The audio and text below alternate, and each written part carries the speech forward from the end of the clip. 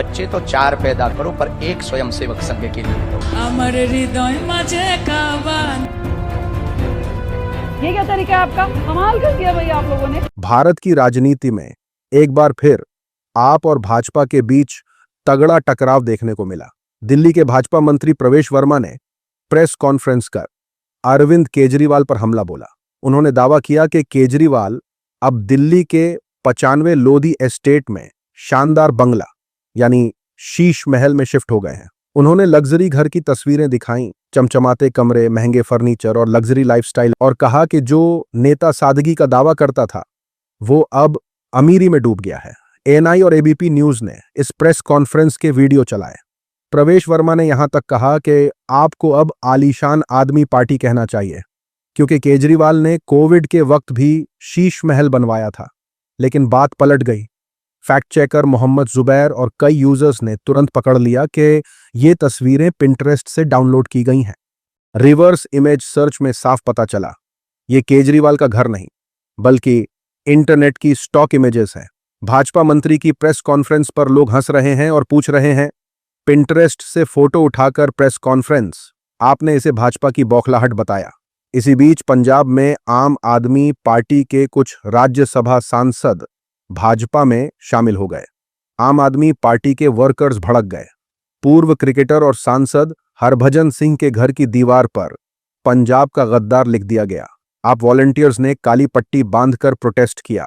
Lovely professional university, जिसके मालिक अशोक मित्तल हैं, उनके घर के गेट पर भी पंजाब दा गद्दार लिखा गया।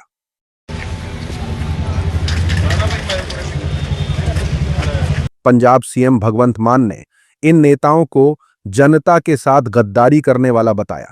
साथ ही गुजरात में स्थानीय चुनावों से पहले आपके फेसबुक और इंस्टाग्राम अकाउंट्स सस्पेंड कर दिए गए। आपने पूछा, भाजपा को इतना डर क्यों लग रहा है जबकि ये सब चल रहा था।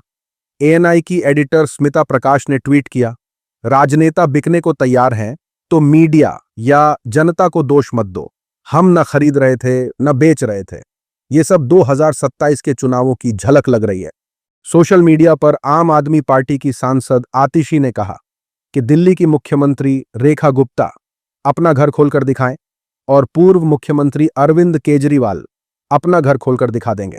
देश की जनता देखकर खुद बता देगी कि कौन कितना बड़ा ईमानदार और कितना झूठा है।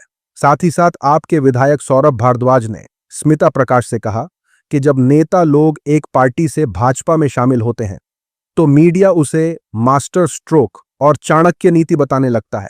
मीडिया कभी इन नेताओं के लालच और जनता से बेईमानी पर सवाल नहीं करता। मीडिया भी इस फर्जीवाड़े में बराबर का हिस्सेदार है। साथ ही साथ खबर निकलकर आ रही है एक्स मुस्लिम सलीम वास्तिक के हवाले से। सलीम वास्तिक को पुलिस ने गिरफ्तार कर लिया है। एक्स मुस्लिम के अपराध की कहानी किसी ओटीटी सीरीज से कम नहीं है। ये मामला साल 1995 का है, जब उत्तर पूर्वी दिल्ली के एक कारोबारी के 13 साल के बेटे संदीप बंसल को किडनैप कर लिया गया था। किडनैप करने के अगले दिन सलीम और उसके साथी अनिल ने फोन करके 30,000 रुपए की फिरौती मांगी और बच्चे की जान लेने की धमकी दी। जांच के दौरान पुलिस को शक सलीम खान, जो कि अब सलीम वास्तिक हो गए हैं, उन पर गया। सलीम उस वक्त बच्चे के स्कूल में मार्शल आर्ट्स सिखाता था। पूछताछ में उसने अपना जुर्म कबूल किया और उसकी निशानदेही पर बच्चे की लाश बरामद हुई। साल 1997 में कोर्ट ने सलीम खान और उसके साथी अनिल को उम्र कैद की सजा सुनाई, लेकिन साल 2000 में दिल्ली हाई कोर्ट से मिली अंतरिम जमानत के बाद सलीम फरार हो गया और फिर कभी वापस नहीं आया। बाद में 2011 में हाई कोर्ट ने उसकी सजा को बरकरार रखा, लेकिन तब तक वो अपनी पहचान बदलकर अलग अलग जगहों पर छिपा रहा। सलीम ने खुद को मुर्दा करार दे दिया था ताकि पुलिस को गुमराह कर सके। इसके बाद उसने अपना नाम बदलकर सलीम अहमद उर्फ सलीम वास्तिक रख लिया और हरियाणा यूपी में इधर उधर घूमता रहा। वो एक्स मुस्लिम बनकर मुसलमानों को बदनाम करता और शिद्दत पसंद ग्रुप्स से मिलकर कमाई करता। उसने यूट्यूब पर भी इस काम को जारी रखा और राइट विंग का फेवरेट शख्स बन गया।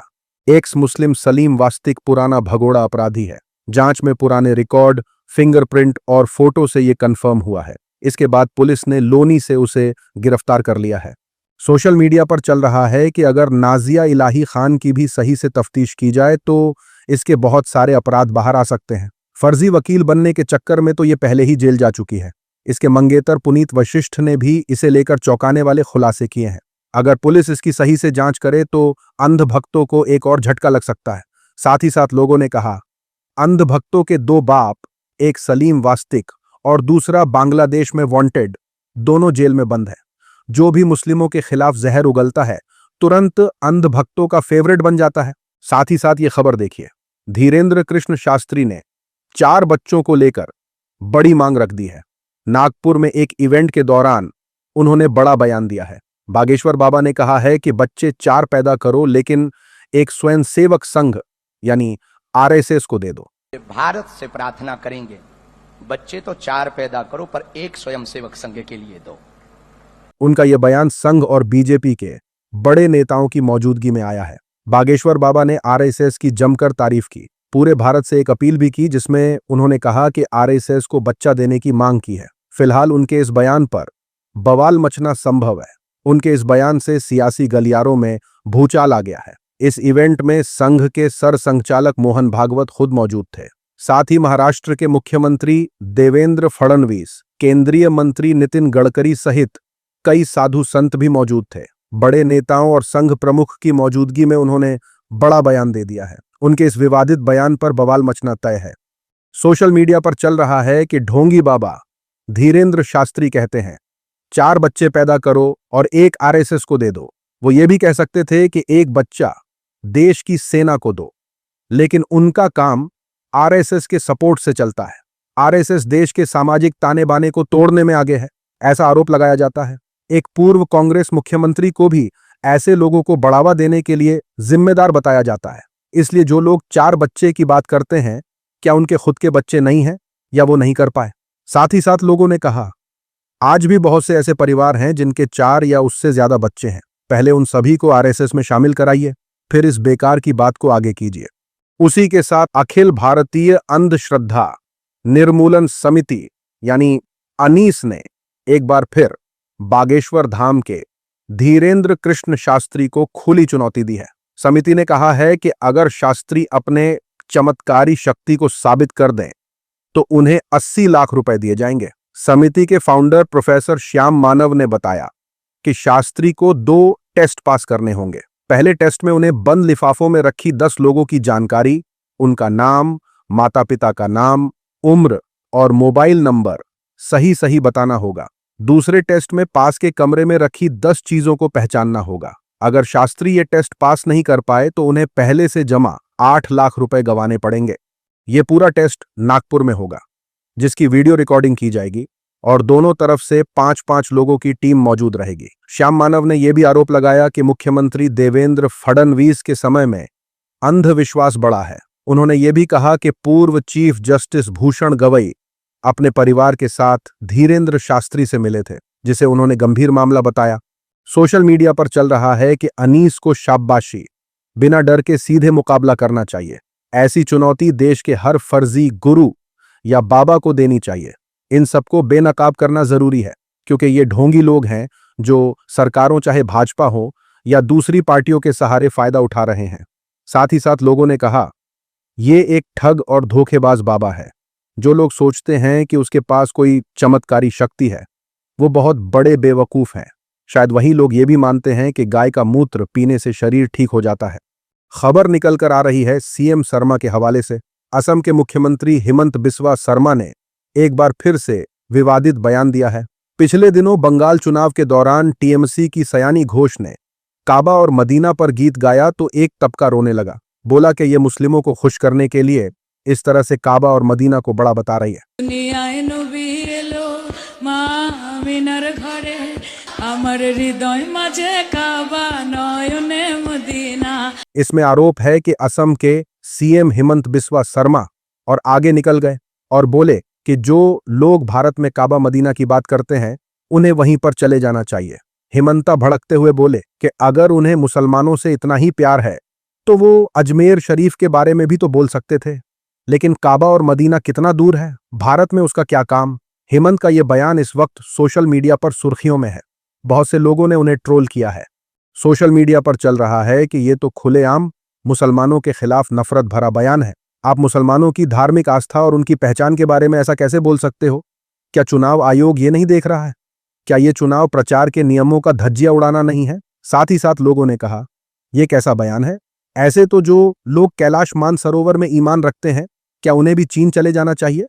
उसी के साथ खबर निकल कर आ रही है एक्टर प्रकाश राज के हवाले से। एक्टर प्रकाश राज और कई विपक्षी दलों के नेताओं ने प्राइम मिनिस्टर मोदी की खिंचाई की है। 24 अप्रैल को प्रधानमंत्री नरेंद्र मोदी ने हुगली नदी में सुबह की नाव यात्रा की तस्वीरें शेयर की और लोगों के गर्मजोशी भरे स्वागत के लिए शुक्रिया कहा। यह सब 29 अप्रैल को होने वाले दूसरे चरण के वोटिंग से ठीक पहले हुआ। उनके सपोर्टर जैसे रक्षा मंत्री राजनाथ सिंह ने कोलकाता की खूबसूरती और टूरिज्म की तारीफ की। वहीं उनकी खिंचाई करने वाले लोग जैसे एक्टर प्रकाश राज ने इस पर तंज कसते हुए मजाकिया तस्वीरें शेयर की और पूछा कि क्या कैमरे भी कभी झूठ बोलते हैं। यह मामला बीजेपी और टीएमसी के बीच चुनावी तनातनी को दिखाता है, जहां एक तरफ साफ सुथरे घाटों की तस्वीरें दिखाई जा रही हैं तो दूसरी तरफ झुग्गियों और कमजोर इलाकों के मसले भी सामने आ रहे हैं। लोग बोलने लगे कि 18 घंटे काम करने वाले प्रधानमंत्री ने आखिर कोलकाता में जाकर फोटो क्लिक करने के लिए टाइम कैसे निकाला। सोशल मीडिया पर चल रहा है कि पिछले 10 से 12 सालों में हमने मोदी के राज्य चुनाव वाले प्रचार के तरीकों को इतना आम मान लिया है कि अब कोई सवाल ही नहीं उठाता कि देश का मौजूदा प्रधानमंत्री, जब दुनिया में संकट चल रहा है, मणिपुर में हिंसा है, गैस की कमी है, प्रवासी मजदूर परेशान हैं और मजदूरों के प्रोटेस्ट हो रहे हैं, तो ऐसे समय में वो हुगली में नाव पर क्यों घूम रहे हैं। साथ ही साथ लोगों ने कहा, इन नेताओं को मणिपुर याद कर रहा है और ये जा कोलकाता रहे हैं और कितने अच्छे दिन चाहिए। खबर निकलकर आ रही दिल्ली की सीएम रेखा गुप्ता के हवाले से। दिल्ली की मुख्यमंत्री रेखा गुप्ता जब दिल्ली के अस्पतालों का जायजा लेने पहुंची तो डॉक्टर पर भड़क गईं।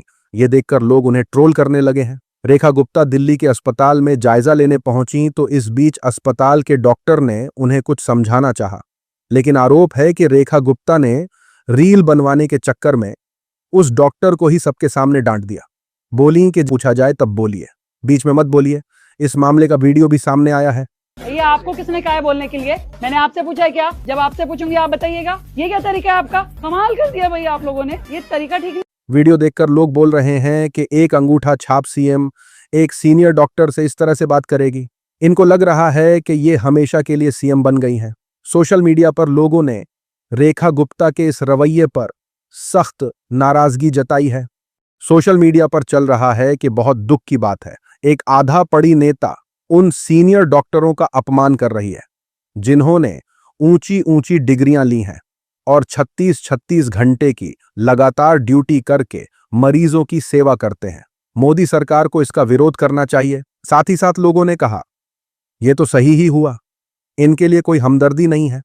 सबसे पढ़ा लिखा वर्ग भी ज्यादातर भाजपा का अंधभक्त है और उसी ने दिल्ली में इसे सत्ता में लाया, जबकि केजरीवाल ने उनके लिए बहुत काम किया। यही लोग केजरीवाल के एक करप्ट पुलिस वाले को ठुल्ला कहने पर बहुत नाराज हुए थे और यहां इतने बड़े अपमान के बावजूद ये कुछ नहीं बोल पा रहे हैं। ये खबर देखिए, मुसलमानों को लेकर किस तरीके से फर्जी नैरेटिव चलाया जा रहा है। फर्जी न्यूज फैलाने वाले विजय पटेल ने दावा किया कि मुसलमानों ने आम आदमी पार्टी को वोट देने के लिए बाकायदा फतवा जारी किया है। ये फतवा सोशल मीडिया ग्रुप्स और मस्जिदों में भी पहुंचाया जा रहा है, लेकिन मोहम्मद जुबैर ने इस पोस्ट को पूरी तरह एक्सपोज कर दिया। उन्होंने बताया कि यह पोस्टर बिल्कुल फर्जी है। सबसे बड़ी गलती यह है कि पोस्टर पर लिखा है बिस्मिल्लाह ए रहमान ए रहीम। असल में मुसलमान इसे बिस्मिल्लाहिर रहमान निर रहीम लिखते हैं। इतना ही नहीं, पूरी हिंदी में लिखे इस पोस्टर पर बिस्मिल्लाह को टॉप लेफ्ट कोने में डाला गया है, जो बिल्कुल गलत तरीका है। जुबैर ने लिखा, यह राइट विंग वाले ट्रोल्स का पुराना खेल है हिंदुओं को डराने के लिए। पोस्टर में इतनी सारी स्पेलिंग गलतियां हैं कि कोई भी पढ़ा लिखा मुसलमान इसे कभी नहीं लिख सकता। जुबैर ने गुजरात पुलिस से अपील भी की कि इस नफरत फैलाने वाले फर्जी लेटर को लिखने वाले को गिरफ्तार किया जाए। असल में यह पोस्टर हिंदू मुस्लिम तनाव बढ़ाने और वोटरों को भड़काने की कोशिश है। जुबैर जैसे फैक्ट चेकर्स ऐसे झूठ को पकड़ते रहते हैं ताकि लोग सच्चाई जान सकें। सोशल मीडिया पर चल रहा है कि उसके इस पोस्टर ने मुसलमानों के सामने उर्दू का ऐसा अजीब रूप रख दिया है कि उसे देखकर कोई भी मुसलमान सोच रहा होगा कि आखिर इतना नकली फतवा देवनागरी में क्यों लिखा गया।